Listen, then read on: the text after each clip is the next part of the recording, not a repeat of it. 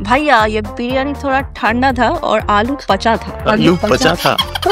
এখন যদি একেন বাবু বাজে বকা বন্ধ করে দেয় দর্শকদেরই কষ্ট হবে।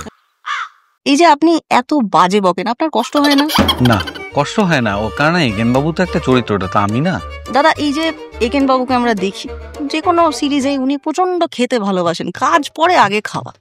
তা ওনাকে একটা ফুড ব্লগার মনে হয় না গোয়েন্দার থেকে বেশি? আমি কি ওনাকে গোয়েন্দা হিসেবে প্লাস ফুড ব্লগার হিসেবে একটু আধটু দেখতে পারি? মানে হঠাৎ উনি মধ্যমগ্রাম চলে গেলেন, বিরিয়ানিতে এটা কি ঢালছো, এই ধরনের কথাবার্তা না, এইটা হবে না, কারণ সুজনদা এসব লিখে যাননি।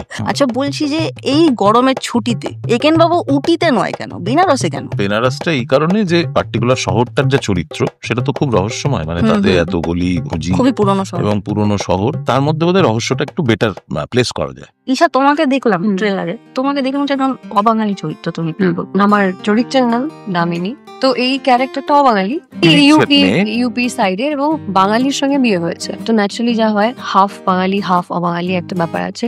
ওখানকার মহিলারা যে ধরনের চুরি টুরি পরে সেরকম লুকটা এখানে ঠিকঠাক হিন্দিটা বলেছো আর কি। আমার একজন অত্যন্ত কাছের মানুষ আছেন, উনি বিরিয়ানি খেয়ে বলেছিলেন অভিযোগ করার সময়, ভাইয়া ये बिरयानी थोड़ा ठंडा था और आलू पचा था। কেমন বলো একেন বাবুতে তোমার এই যে সংযোজন, এই প্রথমবার বলে তুমি একেনে আছো, কেমন লাগছে, কিরকম অভিজ্ঞতা? দারুণ লাগছে, এবং অনির্বাণদা যে অভিনয়টা করে একেন বাবু হিসেবে, মানে সেটা দেখতে এত ভালো লাগে।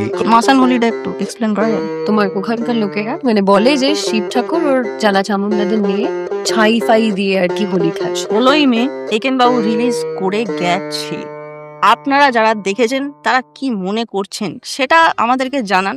আমার মনে হয় ঝিলামের যে কন্টেন্ট আপনারা দেখেন সেটা খুবই মানে ভালো এবং সেটা খুবই আনন্দদায়ক। এবং আমাদের এই যে আজকের যে এই চারজনে আমরা বসেছি, সেইটা এই অনুষ্ঠানটার মূল উদ্দেশ্য কিন্তু দা একেন বেনারসে বিভীষিকা না, এইটা এই জন্যই আমরা চারজন এসেছি, এইটা শুধু বলতে যে ঝিলামের চ্যানেলকে সাবস্ক্রাইব করুন।